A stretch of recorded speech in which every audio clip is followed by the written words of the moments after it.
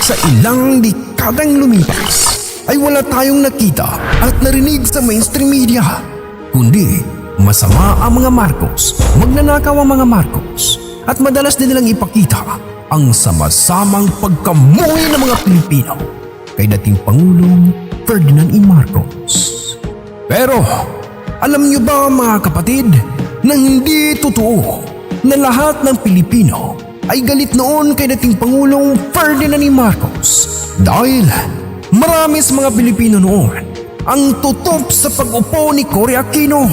Halika at ating pag-uusapan ng isang pangyayari sa ating kasaysayan na hindi kailanman ibinalita ng mainstream media. Para sa mga hindi nakakaalam na dapat ninyong malaman, hindi totoo na lahat ng Pilipino ay galit noon kay dating Pangulong Ferdinand E. Marcos. Ang totoo niyan ay marami ang nagluksa nang mawala sa pwesto si dating Pangulong Ferdinand E. Marcos. Marami rin mga Pilipino ang nagsagawa ng protesta para huwag matuloy ang pag-upo ni Cory Aquino sa pwesto. Narito at panoorin ang video na ito at kayo na ang humusga kung totoo ang sinasabi kong ito. Panoorin, kapatid.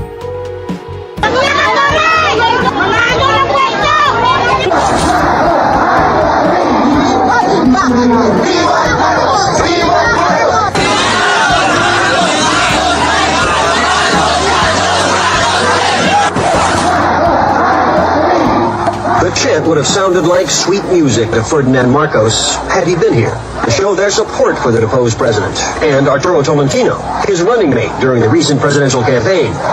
They cheered Tolentino and denounced the new government of President Corazon Aquino. The crowd's feelings for Marcos were clear.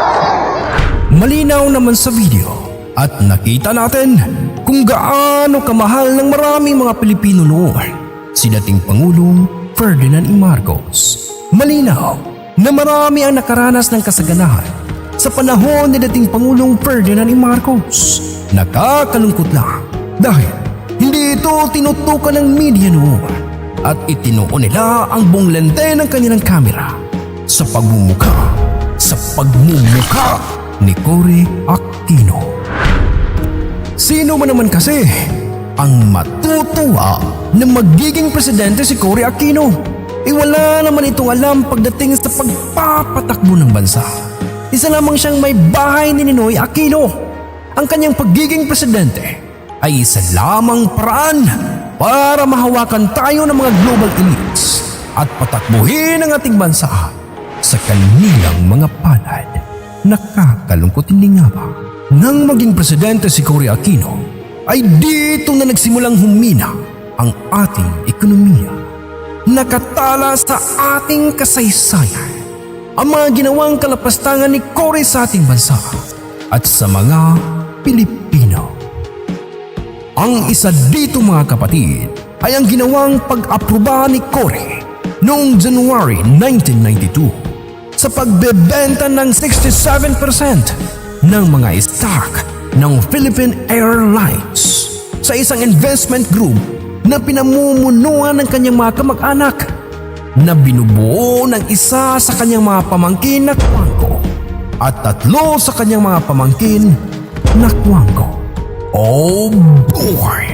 Para sa mga hindi nakakaalam na dapat ninyong malaman, ang pagbebenta ay nagresulta ng pagkalugi ng $300 million para sa mamamayang Pilipino. Ang gobyerno ng Pilipinas sa pamamagitan ng Government Service Insurance System o GSIS ang nagmamay-ari ng mga shares. At ang mas malala pa, wala man lang pera ang kanyang mga pamangkin na pangbayad sa mga stock ng airline. Hiniram nila ang perang ginamit nilang pangbayad sa GSIS sa 3 bangkong pag-aari ng gobyerno ng Pilipinas at ginamit pa ang stocks ng PAL bilang kolateral.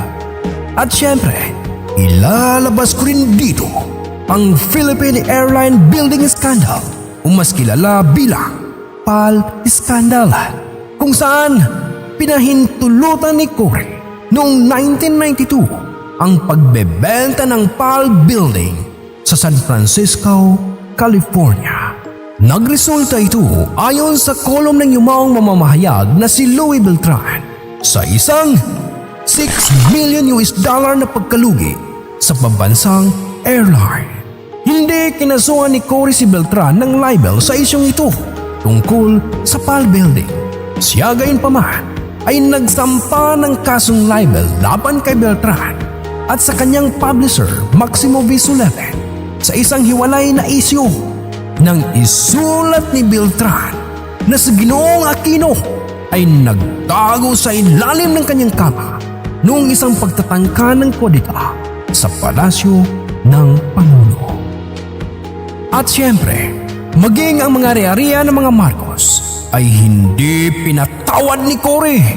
Ang mga ari-ariya ng mga Marcos, mga Romualdez at kanilang mga kroni ay dapat ay nasekwester ng bagong administrasyong Aquino. Ngunit, ang 38 kumpanya ni Kokoy Romualdez na nagkakahalaga ng bilyong piso ay hindi binalik papunta sa Presidential Commission on Good Government. Sa mga unang buwan ng panunungkulan, pinahintulutan ni Cory Aquino na ilipat ang 38 kumpanyang ito sa kanyang sariling bayaw na si Ricardo Baby Lupa. Ang pinakamasama ay ang ginawa nila na ang lahat ng 38 kumpanyang ito ay binili pabalik ni Lupa sa napakaliit na halagang presyo, $227,000 lamang. Napakaganib talaga ni Cory at ito ang hindi nakita ng sambayanang Pilipino. At siyempre, sino ba naman ang makakalimot sa ginawang pagtatraidor ni Cory sa ating mga bayaning magsasaka na pagkatapos na pangakuan ng reforma sa lupa ay sa huli ay wala rin silang napala at napaalis pa nga ang iba sa kanilang mga lupang sakahan. Sino? Ngaling. Yan ang tunay na ugali ni Cory Aquino. Walang ibang mahalaga sa kanya, kundi ang magpayaman at kamkamin ang yaman ng Pilipinas. Wala sa interes ni Cory na paglingkuran tayong mga Pilipino dahil ang higit na mas mahalaga kay Cory ay walang iba kundi ang kanyang maitim na agenda. Malayong malayo si Cory Aquino kay dating Pangulong Ferdinand E. Marcos. Si dating Pangulong Ferdinand E. Marcos ay may malasakit sa mga magsasaka at solido ang kanyang mga plano at proyekto para mapabuti ang kalagayan ng ating agrikultura at pamumusaysay ng mga magsasaka. Bukod dito ay pinaganda at inayos ni dating Pangulong Ferdinand E. Marcos ang ating bansa sa pamamagitan ng pagpapagawa ng mga mahuhusay na mga estruktura na siyang nagpapakita ng kalakasan ng ating bansa mula sa iba pang mga kalapit nating mga bansa. Sa panahon ni dating Pangulong Ferdinand E. Marcos, ang itinuturing na Golden Age ng Pilipinas dahil sa taglay na lakas ng ating ekonomiya at estruktura noon. Dagdag pa ang lakas ng puwersang militar ng ating gobyerno. Kaya naman, hindi nakatakataka na marami ring mga Pilipino ang nagmahal noon kay dating Pangulong Ferdinand E. Marcos. Maraming mga Pilipino noon ang tumindig laban kay Cory. Pero kahit kailan ay hindi binagyang pansin ng mainstream media ang sigaw na ito ng mga Pilipino. Mas inunang kuha ng mga media ang mga relihista at si Cory Aquino habang nagsasagawa ng people power at laking tuwa nila nang maalis sa pwesto si dating Pangulong Ferdinand E. Marcos. Pero hindi nila alam na ito pala ang magiging simula ng pagbagsak ng kalagayan ng ating mahal na Pilipinas. Mga minamahal kong kapatid, kailanman ay hindi naging ina ng bayan si Cory Aquino. Dahil ang totoo, si Cory Aquino ay ina ng kahirapan.